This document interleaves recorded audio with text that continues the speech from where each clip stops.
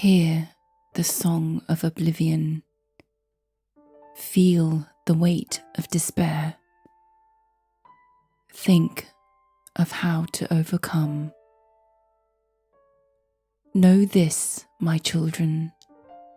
There is more ugliness than beauty in this world. To live is to suffer. To drink of calamity and drown in anguish. To toil and be tested always and ever. 'Tis a perilous path you walk. Death lurks in the dark and is the sole promise that awaits at journey's end. You will tremble with terror. You will weep tears of anger and despair, but do not avert your eyes. See your life for what it is. Then you will see how the hardships make you strong. Every doubt reforged as scales for your armor. Every agony to temper your blade.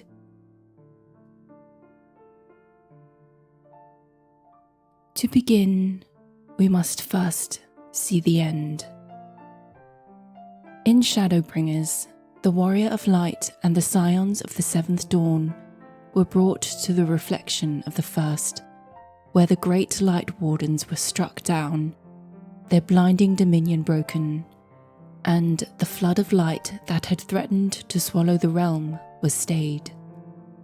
The Warrior of Light, bearer of hope to now 2 worlds, had triumphed in the lands of the first, yet victory carried its own burdens. The power taken from the Light Wardens did not dissipate into the air. It was absorbed into the champion's own soul, and was a weight too great for any mortal to bear. Though the Scions had sought a way to free their comrade, the cure came at a dreadful cost. Their own return to the source was delayed, their spirits bound between worlds. In time, that debt was repaid. With the aid of allies both mortal and immortal, the Scions were restored to their bodies in the source. But peace is a fleeting dream. Even as they stepped once more upon the soil of Eorzea, grim tidings reached their ears. The Garlean Empire, long a shadow over the realm, was crumbling. Civil war and political rot had hollowed it from within. Yet the void left in its wake was not filled by peace, but by a darker power. Daniel, an Ascian cast in mockery of his brethren, had seized the moment, binding himself in cause to Xenos Yegalvis, the estranged prince and hunter of the Warrior of Light. Their aim was not conquest, nor dominion, but the unmaking of the world itself. And so the Scions gathered in Old Sharlayan, the seat of knowledge. There they sought answers, not only to the plots of Daniel and Xenos, but to the whispers of a calamity more ancient than the Empire's rise or fall. For the enemies they faced spoke often of the final days, and of a truth hidden since the dawn of the source. What were these final days? What caused the people of Eorzea to evolve into mindless monstrosities? And was there a way to stop it? The questions led to older questions still, and to history spoken only in fragments, of a star that was once whole, of a people called the Ancients, and of the gods they had called forth. The path forward lay not in the walls of the present, but in the deep past, in unearthing the fate of Aetheris before it was sundered. And thus the Warrior of Light would be called to walk where no living soul had walked in an age, to trace the last days of the Ancients, to learn what ruin had befallen them, and to face in the present the shadow of that same doom.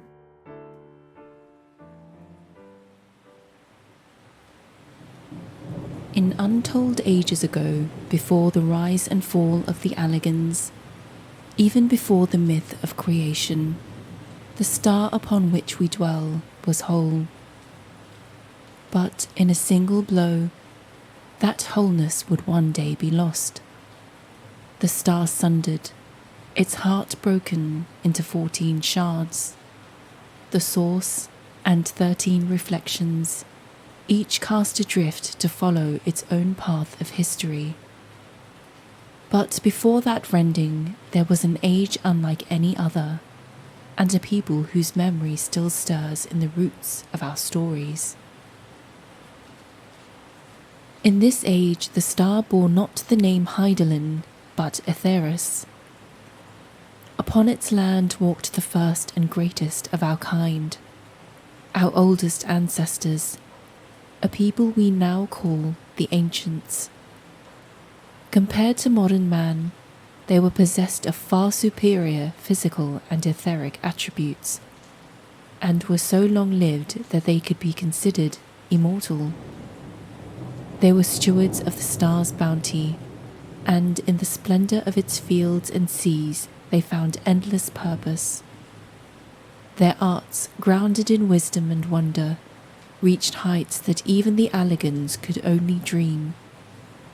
With creation magics, they shaped the world not for conquest, but for its flourishing. The Ancients were towering beings, easily 2 or 3 times the height of an average Hyur, and their reserves of corporeal ether were comparatively endless, unlike the thin ether of yours or mine. Joined with their mastery of creation, this wellspring allowed them to call forth what they wished from the empty air. Yet their appearance was marked by humility, with their preference to don simple robes and masks without expression, the garb of all citizens. Blessed with heightened ethereal perception, they had no need for physical signs by which we know one another, for with this perception, they were able to identify their kin from their ether alone. In their hands, creation magics could bend the raw fabric of reality, limited only by the boundaries of will and imagination. From the plainest of tunics to towers that pierced the clouds, from the humblest herb to beasts unforeseen, they gave form to all they could conceive, and in their presence, one might think them less like mortals and more like deities. Yet even this wondrous art had its limits, for though one might fashion life, none could call forth a soul. A being brought into the world in accordance with the natural laws of the stars would, in time, be granted a soul of its own. But merely shaping a corporeal form was not always enough for this to occur. Such soulless creations were but constructs, animated by ether alone, and were counted as arcane entities rather than living things. In the annals of the Ancients, no record of war is found. This unbroken harmony owed much to the abundance, both physical and spiritual, provided by creation magics, for there was no need to take from others by force. Disputes played out in spirited debate, and peaceful days were given over to refining the techniques of creation.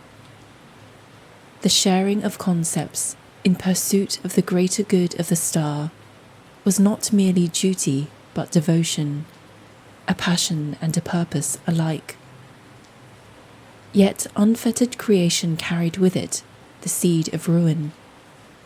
To guard against it, the Convocation of 14, the governing body entrusted with the star's safety, set forth a strict order to govern the spread of concepts.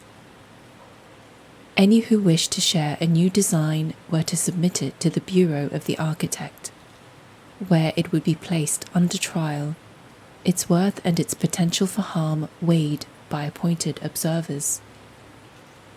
Thus did the ancients place measures upon the boundless reach of creation magics, a natural cause perhaps for a society that embraced austerity and abhorred selfish excess.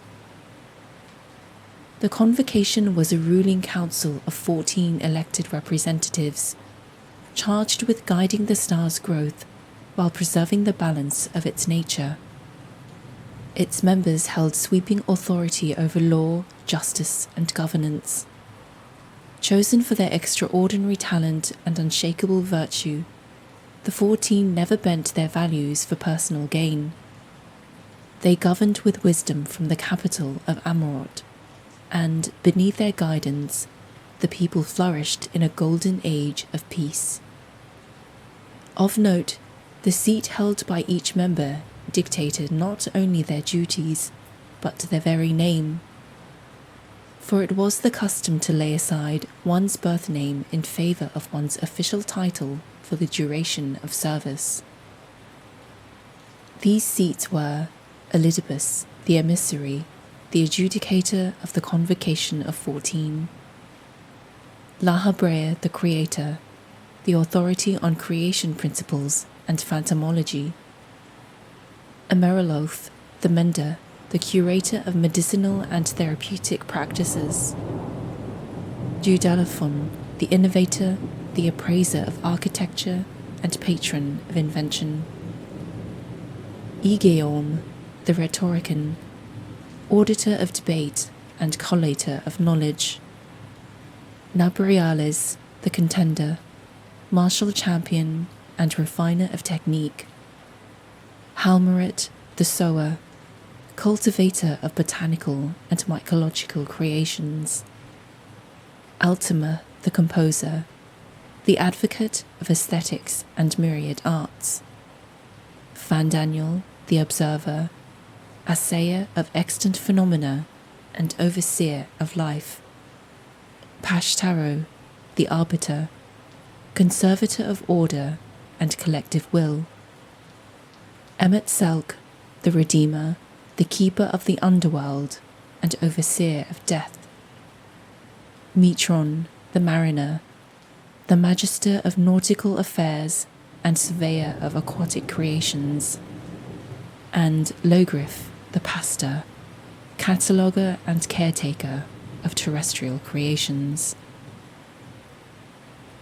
Of a special design unseen among the general populace, a red ornate mask worn by an ancient proclaimed its bearer as a member of the convocation of 14. Members otherwise donned the plain black robes favoured by their kin, all save Elidibus, whose garb was pure white. This colour marked the emissary's impartiality as adjudicator of the 14, a privilege granted only to Elidibus and to those, such as Vanar, who had laid aside the mantle of public office to serve in advisory roles. The ancients thrived for years untold in their peaceful paradise, and it seemed they might do so forever, until the end came, sudden and without warning. And lo, vile beasts did rise, leaving naught in their wake but blood and ash. Thus did the first doom befall us. It would not, however, prove the last, for soon did the sun bend low, scorching earth and boiling seas. Thus did the second doom break us. Yet it was neither claw nor flame, but our very sins, stacked to the heavens where they took root, corrupting its halls. Thus did the third doom undo us. It began as a sound, faint at first, and then it swelled, rising into a low and ceaseless keening that seemed to come from nowhere and everywhere at once. It carried over land and sea, a note that set the teeth on edge and the skin crawling. Those who heard it swore it resonated within their very ether, as though the star itself had found its voice to cry out in pain. Far across the ocean from Amarot, creation magics began to twist, no longer bound to will or reason. The moment's terror, a shadow in the corner of the eye, the imagined scrape of claw against stone took form in flesh. Nightmares that should have died in the mind became horrors of sinew and fang. They struck without purpose, without pause, as if bent only on spreading their own terror. The ancients, swift and sure in all things, rallied to defend their peoples from the afflicted. There were other arts besides creation, and mages well schooled in their use stepped forward to unmake the monsters. Yet with every clash came the creeping rot of fear. In the hearts of even the bravest, dread took root, and where fear bloomed, more abominations were born. Thus, horror begat horror in an unbroken crescendo until it seemed the star itself was screaming. The skies darkened, the air thickened with the stench of death and lost ether, and the streets rang with cries both mortal and monstrous. This was the beginning of the end, the calamity that would be named, in ages hence, the final days. In the chambers of research and governance of Academia Annida, the mood was dark. Among those versed in the deeper laws of creation magics, unease had taken root. The words of La Habrea, a division of Academia Annida devoted to the study and regulation of such arts, acted swiftly. They dispatched their most skilled phantomologists to the afflicted lands with orders to seize and return a living specimen. The creature they brought back defied all expectation. Named Archaeotania, it was unlike any phantom creation recorded in the annals of their craft. Its form was twisted beyond reason, its very presence heavy with malice. Even restrained, its mere existence was deemed a greater threat than any known artifice. Horrified by their findings, the researchers turned their minds to the forging of a countermeasure. If these horrors were born of a man's fear, then to meet them face to face was to risk feeding the cycle. The solution they sought was to fight through proxies, familiars wrought to stand in their stead. From this need grew a revolutionary technique, the sacrifice of a mortal's vast ether to call forth an entity of overwhelming might. It was a grim and wondrous art, the precursor to modern primal summoning, and the very means by which they would soon call Zodiark into being. As the calamity crept ever closer to Amarot, the Convocation of 14 delivered its verdict. The root cause of the disaster remained elusive, but a pattern had emerged. Wherever the catastrophe began, the celestial currents, those mighty rivers of ether flowing through the star's atmosphere, were at their weakest. It was as if the star itself had begun to decay, the rot spreading from regions where its lifeblood had slowed to a stagnant crawl. Thus the Convocation resolved upon a plan both daring and perilous: to summon forth the will of the star itself. This entity, wrought by their combined might, would strengthen the failing currents and sweep the beasts from the face of the world. It was a grand and audacious work, one that sought to reshape the very laws by which the star endured. Yet even for a people of such boundless ether, the task would not be lightly won. By La Habrea's reckoning, half of the surviving populace would be required to surrender their souls to give the summoning life. It was a price beyond imagining to the peoples of the present day, yet to the ancients, faced with the unmaking of their world, it was a sacrifice many would not hesitate to make. The records tell that at least one among the 14 stood against the plan. The traveller Azim spoke openly in defiance, rejecting any course that would demand so many lives. To Azim, the salvation of the star could not be bought at such a cost. Yet Elidibus, the emissary, cast his judgment in favour of his 12 colleagues and their united resolve. It is believed that this rift in purpose led to Azim's resignation from their ranks, and so the ancients moved forward with the forging of the star's will.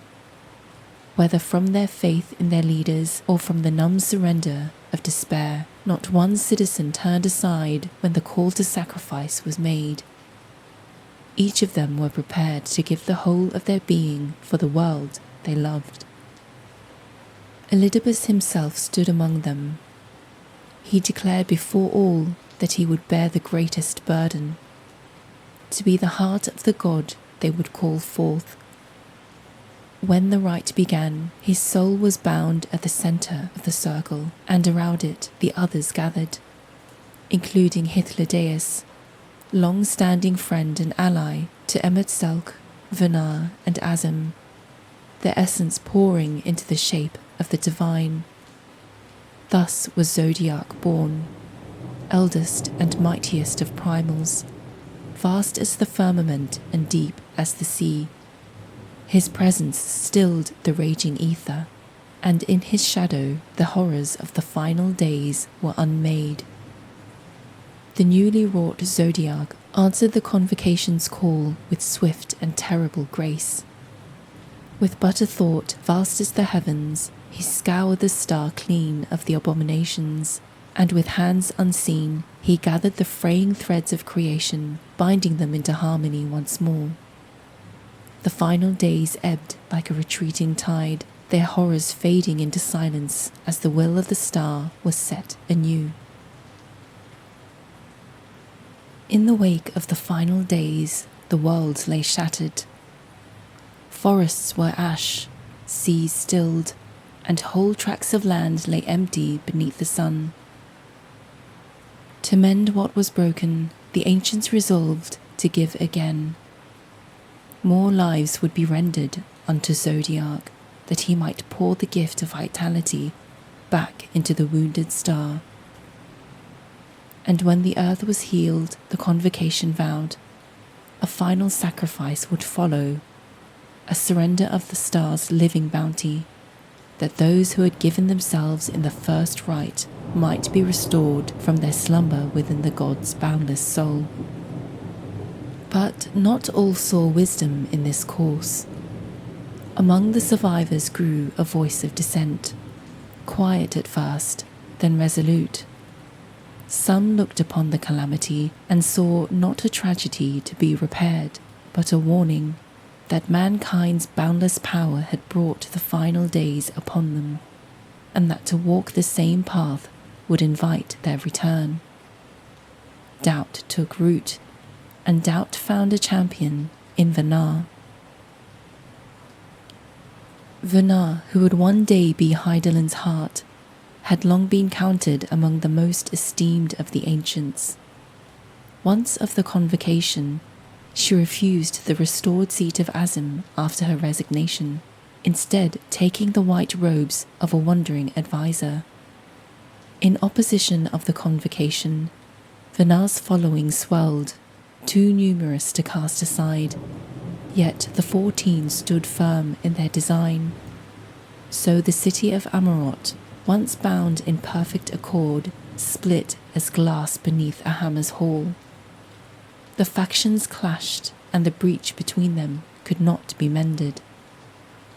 Venar's followers feared that the star would not endure a second reckoning. They resolved with heavy hearts to do what had once been unthinkable, to call forth a second god, a counterpart to Zodiark, whose sole charge would be to bind him. This would sunder all life into lesser forms, stripping mortals of the vast wellspring of creation magics and setting upon them the limits of death. In such a world, no mind would again shape nightmares into being. Thus Vana and her chosen sought to seize the designs of the deity from the words of La Habrea, reshaping the concept into one of light and stillness. When at last the ritual was prepared, they gave themselves willingly, each life kindling the form of the nascent divinity.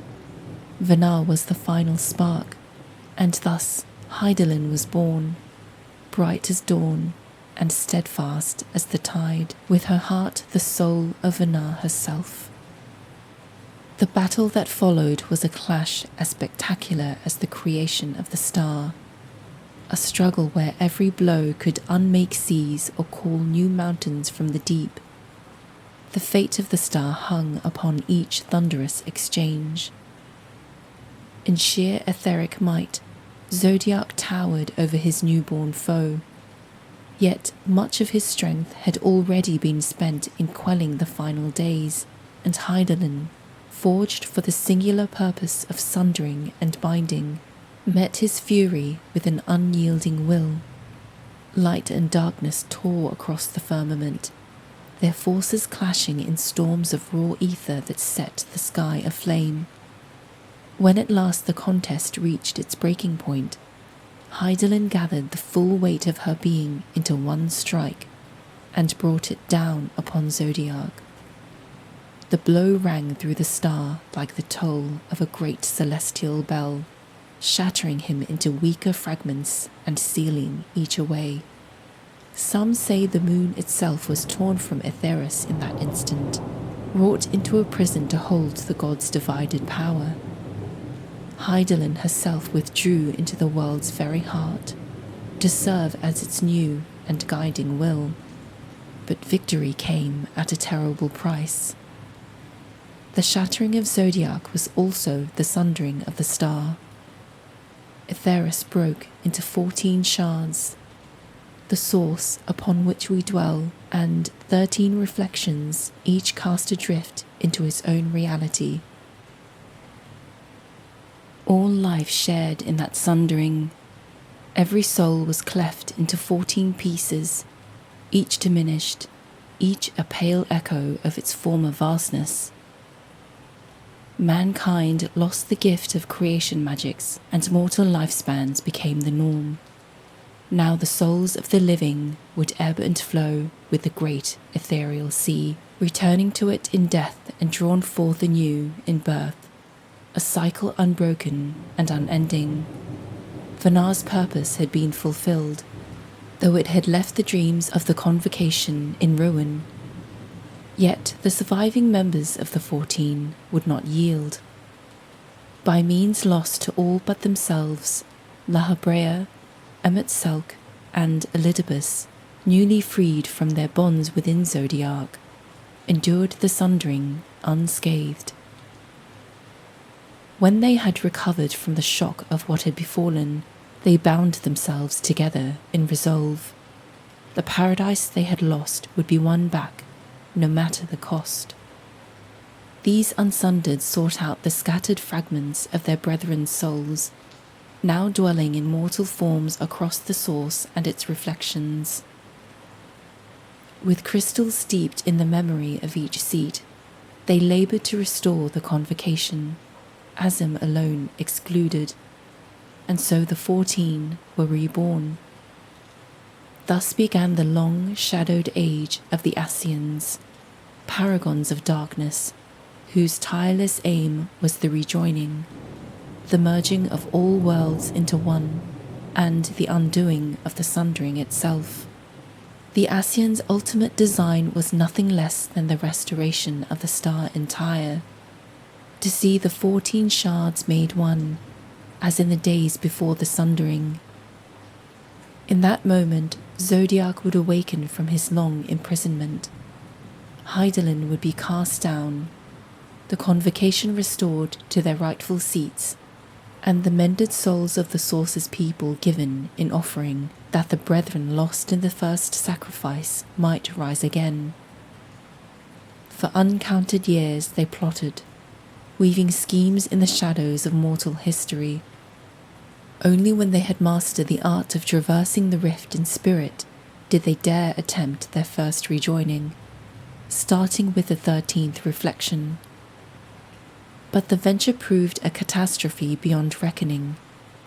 In forcing the 13th shard to merge with the source, they upset the delicate balance of its elements.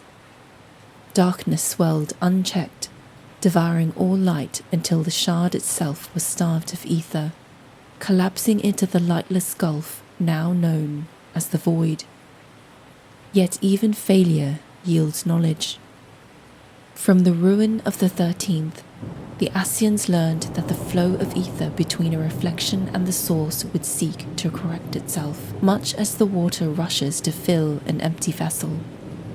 By carefully nurturing an elemental imbalance within a shard, and by striking at the source with a calamity timed to weaken the barrier between the worlds, the Ascians found that a rejoining could proceed under its own momentum. Patient as the slow turning of the heavens, they moved among the peoples of each age. They took the shapes of kings and priests, of wanderers and warlords, whispering in ears, fanning embers of conflict into consuming flames. With every upheaval they inched closer to their aim, the day when the star would be whole, and Zodiark enthroned once more as its will. 7 times did they triumph. 7 umbral calamities swept across the source, each the echo of a rejoining, each a step upon the path to the paradise they sought to reclaim. 12 millennia after the star-spanning cataclysm that shattered the world of the ancients, its shadow fell once more across Eorzea. It was the Scions of the 7th Dawn who first discerned the truth of its return, and who set themselves against the root cause of the calamity. What was this dread phenomenon in its truest form? What hand had first set it in motion so many ages ago? As in that age long past, the land was stalked by ghastly beasts born of terror, and as panic gripped the hearts of men, it too remade them into monsters of flesh and mind. In the midst of this mounting nightmare, the warrior of light undertook a journey unlike any before, with Elidibus trapped in the crystal tower as key to embarking on this journey. They stepped beyond the veil of time itself, passing back into the ancient, unsundered world of Aetheris, there to walk among the ancients and seek what was behind the first spark of the final days. Having reached the ancient world of Aetheris, they came upon a place unlike any other, Elpis, a sprawling sanctuary of gardens, laboratories, and research halls. Its purpose was singular: to observe the myriad life forms born of the ancients' creation magics, and to judge whether they were fit to take their place in the wider world. Where concepts were first submitted to the Bureau of the Architect, their prototypes were brought here to be nurtured, studied, and subjected to the most stringent trials of temperament and ecological harmony. Over this vast repository of life and wisdom presided Hermes, chief overseer and master of the skies. Yet for all his brilliance, he was plagued by a persistent disquiet, a question that gnawed at him day and night. It was a seed of doubt, and in its shadow, perhaps, lay the first roots of the final days. The people of that era held an unshakable belief that to better the star was the highest and most benevolent calling, and that every life should serve this purpose. Those who deemed their task complete would, without hesitation, surrender themselves to the ethereal sea, not as an act of tragedy, but of fulfillment. So too with their creations. Each was measured against the good it might bring to the world, and any judged unworthy was unmade without ceremony, its ether scattered to the winds. Such judgments were rendered with calm efficiency, without thought for the will of the creature in question. To Hermes, this cold certainty began to seem hollow. He wondered whether there might be value in life itself, not in its use, but in its mere existence. Hermes was famed not only for his mastery of airborne creations, but also as an authority on the celestial sphere. And so, when no answer came to his agonized musings, he turned his gaze outward, to the endless firmament beyond Aetheris. He resolved to craft a being that could traverse the space between stars, to seek out other intelligences among the heavens, and to ask them of his great question: what is the true worth of life? This endeavour, however, was fraught with peril.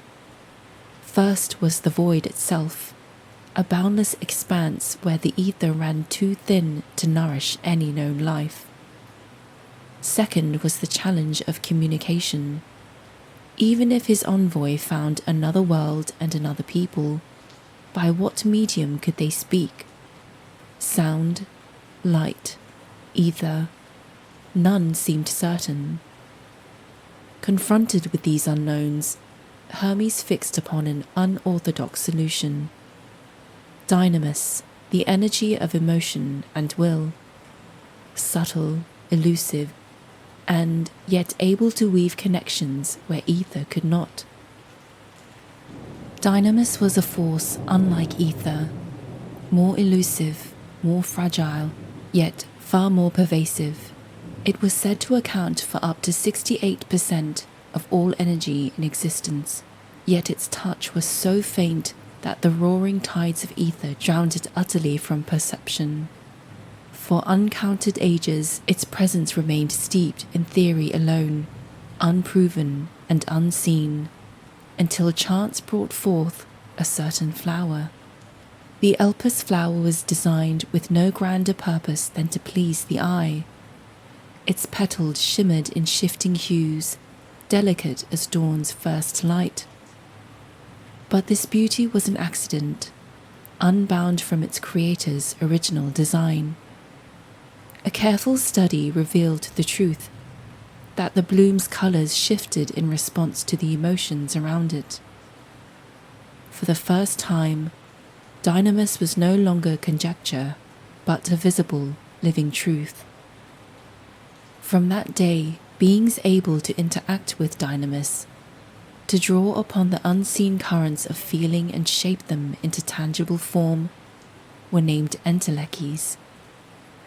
Hermes resolved that his starfaring envoy must be as such.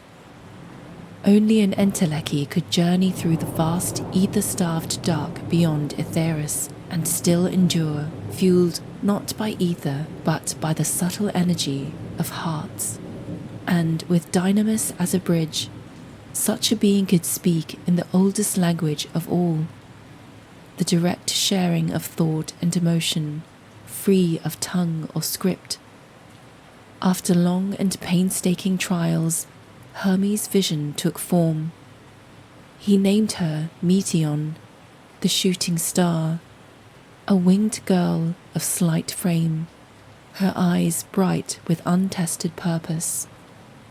She was his ideal, a living vessel of Dynamis. As an entelechi, Meteon could take sustenance from Dynamis alone, letting her slip the bonds of the sky and survive in the cold, silent gulf between worlds. To preserve that delicate balance, her reserves of ether were kept vanishingly small, a single candle flame beside the vast lantern of her other gift. Through Dynamis, she could perceive the emotions of other minds as easily as one might feel the sun's warmth and return her own feelings in kind. No word needed to be spoken, no gesture made. The truth of the heart was the only voice required. Her command over her limited ether was subtle but deft. She could take the form of a small bird to hasten her flight, or match the ether around her until she faded from sight entirely. Yet Hermes' question was not one to be answered by a single voice. What is the worth of life? It was a truth that, if it existed at all, would be glimpsed only through the eyes of countless worlds. And so Meteion was made as one of many, a great flock, all sharing a single mind. While her sisters scattered among the distant stars, seeking out other minds and other truths, one Meteion remained in Elpis, bound by their shared thoughts. Through that bond, woven of dynamis and stretched across distances beyond imagining, every discovery would return to Hermes, carried home on the wings of the question that had shaped them all. One by one, the meteor came at last to the worlds appointed to them, yet the welcomes they found were not warm, but cold horizons steeped in despair. On the first world, Meteion found only dust and silence, traces of civilization, of roads, walls, and once living cities now crumbled by age, but not a single breath of life. The second world lay buried beneath a tomb of glacial ice, the remnants of broken spires jutting like frozen bones from its surface. Beneath that frozen shroud there was no spark, no song, only the memory of life. It was upon the third world that she found the fading remnants of thought itself. Here, great cities had once stood, and their architects yet lingered as drifting minds of pure ether, calling themselves the Ea. They had cast away the burdens of flesh and time, and for a while knew the boundless sweep of immortality. But when their long search for truth led them to glimpse the inevitable death of the universe itself, they declared life without meaning and surrendered to the quiet. Her steps carried her onward, but each arrival brought sorrow. The fourth world was choked by poison or plague, its people swept into extinction. On the sixth, she spoke briefly to those who still endured, only to watch them fall as the same unseen scourge consumed them in turn. The eighth world was locked in war. Two great powers opposed in such hatred that when Meteion reached out to speak, they answered not in words, but with the thunder of weapons that scoured their own skies, clean of life. Others fared no better. The 16th civilization had shed its flesh for machinery, reaching forth with tireless conquest from star to star. Yet their supreme intelligence, standing atop the pinnacle of all they had achieved, saw only the futility of further motion, and so it chose for its people an eternity of stillness, entombed in their perfect shells. The 17th had been a paradise of spell and song, yet they too saw no reason to continue. They summoned a god, not to protect, but to free them from the burden of existence. The 18th fought the 16th and lost. Its stars burned and its voices silenced in the fire of invasion. Different roads they had taken, yet all arrived at the same threshold, ruin, and in their last moments they cursed life for the pain it had brought them. Meteion felt it all. As an Entelechy, she could not keep such grief at arm's length. It passed through her as if it were her own breath. Each death knell became her heartbeat, each cry her voice, until her wings were heavy with the weight of all she had seen. That burden darkened her from within, and in time, she was no longer Hermes' question made flesh, but despair given form.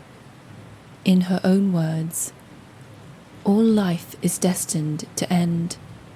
Why choose to prolong your suffering? Effort, ambition, love, they amount to naught. Happiness, should you find it, is inevitably lost, stolen away by events beyond your control.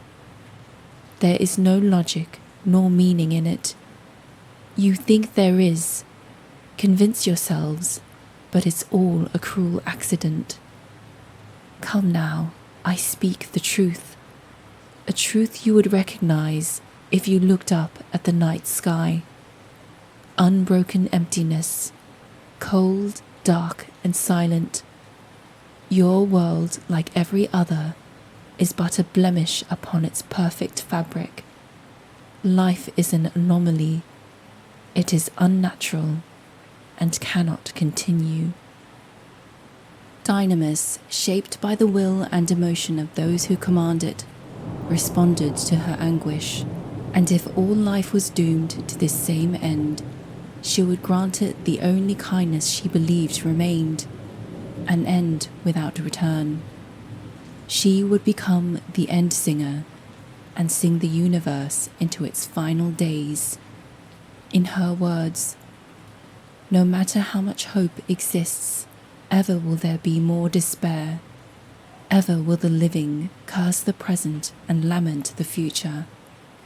So shall we sing until life ceases to be. The song was no melody, but an unending wave of dynamis, vast beyond measure, spilling from her nest at the rim of creation. Weak though each thread of dynamis was, its reach was infinite, and her grief stirred the whole of it into a tide that broke again and again upon every shore. Only a world rich with ether could hope to withstand such an assault. This had been Zodiark's triumph in the age of the ancients, when he had strengthened the celestial currents and stilled the final days at that time. But that shield was shattered when the Ascian Fandaniel bent his will to a darker purpose. Through his schemes, Zodiark was woken, only to be slain, and with his passing, the laws he had written into the star began to unwind, and so the tide returned. Through the weakened currents above Thavnair and Ishgard, the final days seeped once more into the weave of the world, and the song of the end singer began anew. In both the ancient and in the present day, the calamity began alike. In each, the first tremors came when the celestial currents ran thinnest, as if the star's lifeblood had grown sluggish. The heralds were the same, the earth's low keening, the sky streaked with unnatural flame, followed soon by the rise of abominations that hunted the living, sowing panic and death. Yet the likeness ended at their making. In the time of the ancients, such horrors were born of creation magics collapsing into madness. In this modern age, it was the people themselves who twisted, screaming into beasts. The first confirmed transformation came in Radzat-Han. Here, amid the city's perfumed markets and bright silks, the merchant prince Kalzal, master of one of the largest trading consortiums in the region, convulsed before a crowd and reshaped into something drawn from nightmare. In the days that followed, researchers discerned a terrible pattern. Those most crushed beneath despair or grief were the ones to change. In one account of a civilian, when the heavens began to burn, we were afraid, but did our best to carry on as we always have done, until today, when those unholy beasts came pouring into our village, a flood of midnight and death. There are no words to describe what followed. Men and women I have known since they were babes struck down by the creatures, only to rise again to join the murderous horde in the guise of those same hideous fiends. The The despair-laden dynamis of the Endsinger reached into their hopelessness, and once the metamorphosis began, their corporeal ether rotted away, leaving only a husk driven by dynamis. In Thavnair, the first of these became known as a blasphemy, a sacrilege against their beast-headed gods. The name spread quickly, and across the nations every first beast of each afflicted land bore the same title. When the time-travelling warrior of light found their path to Elpis, Vanar needed only a glance to know they had come from the future. With them she traced the truth of Meteor's long flight among the stars, and the sorrow that had birthed the Endsinger. But even she failed to bind the fleeting Entelechy with her magic, losing the chance for a decisive confrontation. After the champion's departure, Vanar turned her thoughts to the same choice that had once sundered her people. Zodiark's rebirth would, in time, demand the world's unity, but in her eyes, that unity would leave mankind unfit to resist what was coming. For time's sake, she led her followers toward a different god, and toward a sundering. In her own words, lands that stretched on forever, skies one could drown in, the heartbeat of nature silent yet strong, and amidst it all a people, beacons of light and life, laughter that warmed my heart like naught else before. They are my meaning and my purpose, my love. In spite of, or perhaps because of this, I choose to believe in mankind's potential, in his ability to find a way forward. So let there be no way back. From that temptation I sunder us. No more shall man have wings to bear him to paradise. Henceforth he shall walk. Her design was radical. By shattering the star, all life would be diminished. Their immortal span would yield in time. Their boundless ether bound back into the star, robbing them of creation magics but opening their souls to the subtle currents of dynamis. In that future, she hoped, there might rise warriors who could stand against the Endsinger. Yet Meteion, with her mastery over dynamis, was unlike any foe they had faced. For those who might choose another fate, Vanar prepared an escape. As Hydaelyn, she fashioned the Loporrits, lunar stewards charged to build a craft fit for carrying life into the deep night beyond the star. Elsewhere, far in the 6th astral era, the Sharlayan thirst for knowledge stirred events that would entwine with Vanar's plan. In 1311, scholars in the Dravanian hinterlands began charting the ethereal sea. Their quest was modest at first, but 5 years of mapping caverns beneath the land brought them to thin places in the veil between worlds. Here, they raised the Anti-Tower, an observatory peering into the very soul of the star. One day, a young pupil collapsed mid-watch. When she woke, she spoke of meeting the will of the star itself. Acclaim laughed away until many more such encounters followed. The studium swore all witnesses to secrecy, and a chosen circle began the work of study, discovering that certain ether-sensitive souls were far more likely to be summoned into the will's presence. In time, they learned truths that shook their foundations, of the final days of the ancients, of Zodiark's birth, of Hydaelyn's blow, and the moon as both prison and vessel. The Forum took command of the Anti-Tower, weaving secrecy around it. They built the Aeschiscope in hidden depths, a lens to look deeper still into the sea of souls.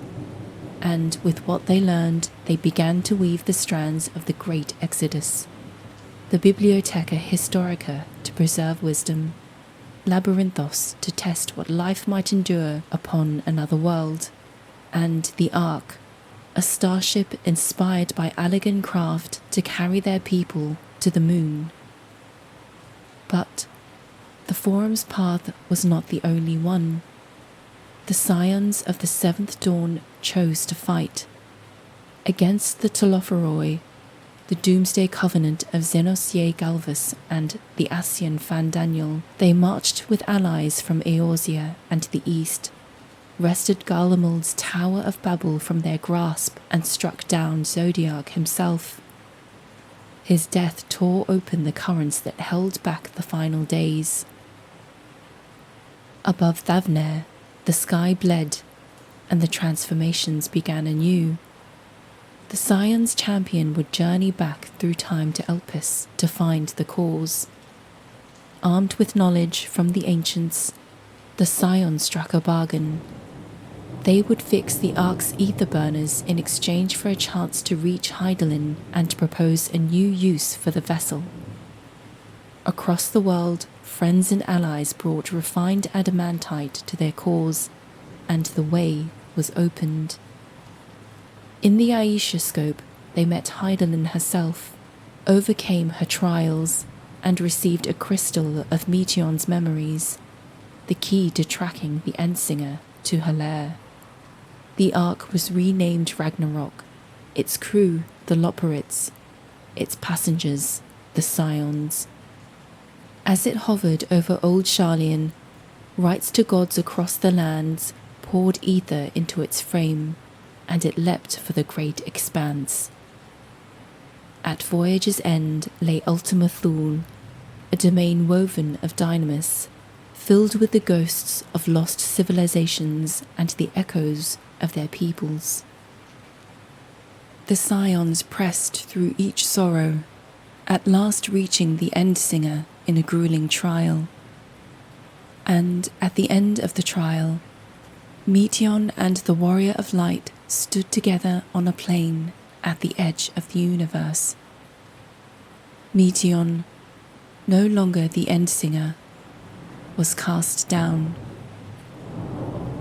No matter where we flew, there was only darkness and loneliness and pain.